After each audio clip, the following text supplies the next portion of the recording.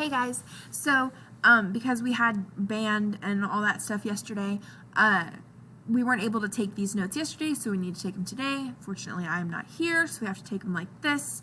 But in order to continue moving forward with this unit, we need to talk now about some age structured diagrams.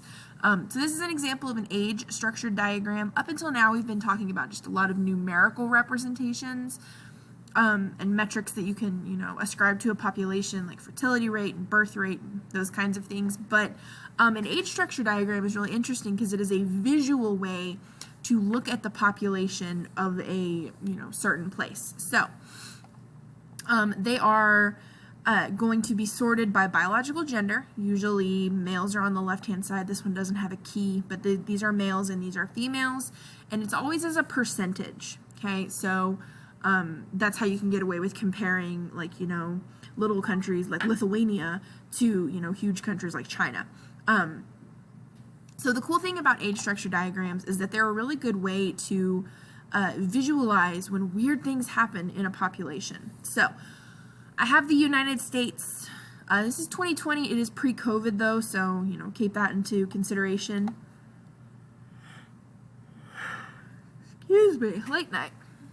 So first of all, we can see that there are a lot more older women than older men, and that's going to be the norm in pretty most all of your countries, just because women on average tend to live longer than men do. And so you can see that in a very female heavy upper part of this pyramid.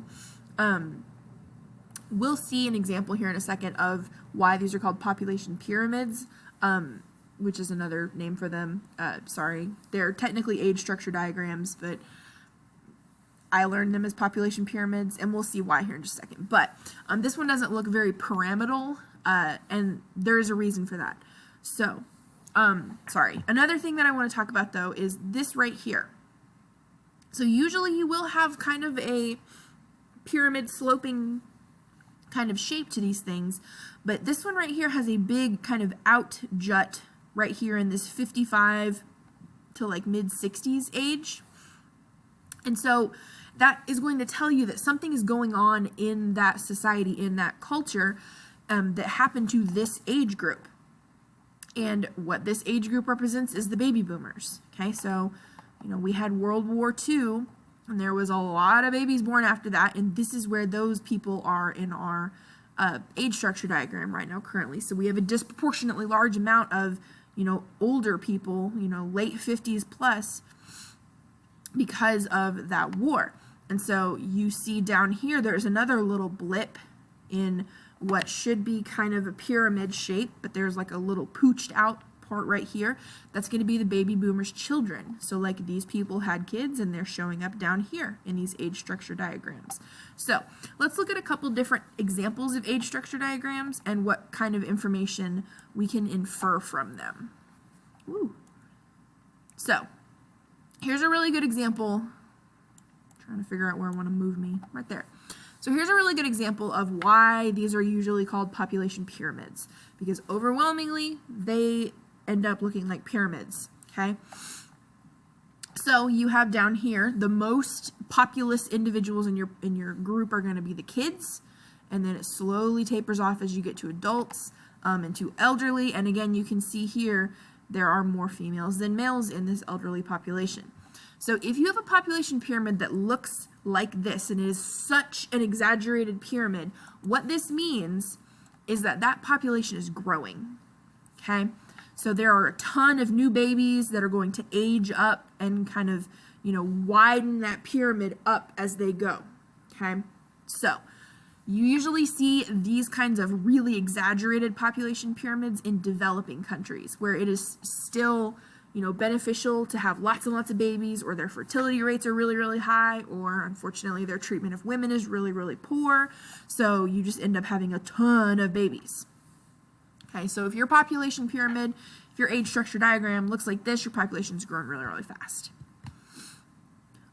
This is a pretty common one as well. So if young and old have really similar amounts, your population is stable.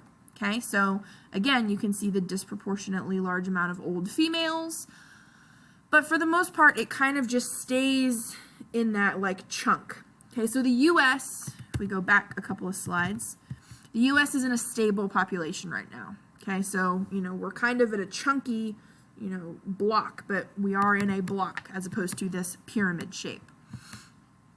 So this is a stable population.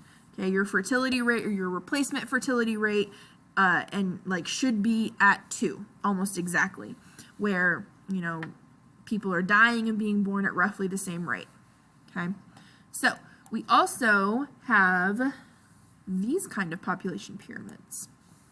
If you have more older people than younger people, that means that your population is decreasing and declining, and people aren't having very many babies. So this is starting to be an issue in a lot of Italy, France, Germany, kind of older European countries, because a lot of women, and again, it's weird, these are places that women are treated very, very well, and that women are very educated. They have lots of resources. They have lots of medicine. And so what that means is that women just aren't having as many babies. And so you can see that here in these population pyramids, is that, you have a lot of middle-aged women and not a lot of babies. So this population is actually declining, and there's really interesting ways that the government goes about trying to increase populations. Italy, they give out free contraception, or free birth aid, not contraception, and they they give tax bonuses or tax breaks for people who have 2 kids versus 1 or something. So it's really interesting. Now, I wanted to show you an example of how these population pyramids, these age structure diagrams, can show you when something crazy is going on in a country. So this is a population, age structure diagram of the country Qatar. I've always said Qatar. Some people say Qatar. I think that it's the same. I don't think it matters. But you can see here, wow, what on earth is going on here? Why are there so many males in this age group? So it's because there's a lot of immigrants to Qatar to work. There's a lot of young men on work visas in Qatar right now. I have unfortunately read in a lot of places that they go over on work visa and their passport gets suspended and they become kind of like indentured servants. But you can see those kinds of really interesting population shifts and changes in these pyramids. So the only difficult thing about looking at a population this way is that you really have to take into account how slow population momentum is. So it's like a really big train. It takes a really long time for the brakes to be put on. So if you have a population like that Ethiopian pyramid right here, this population is going to get huge. Within the next 50 years, these people are going to all be middle-aged and up here. And so your population is about to get massive. And so if you want to try and slow that growth, it's going to take time. Or in places here, if you want to increase your growth, it's going to take a lot of time to do so. So these, population momentum is very, very slow. So neat. All right. So that should get us good to work on our assignments for today and our small little homework paper. So you're more than welcome to email me if you have any questions. Hit me up. And I will see you guys tomorrow.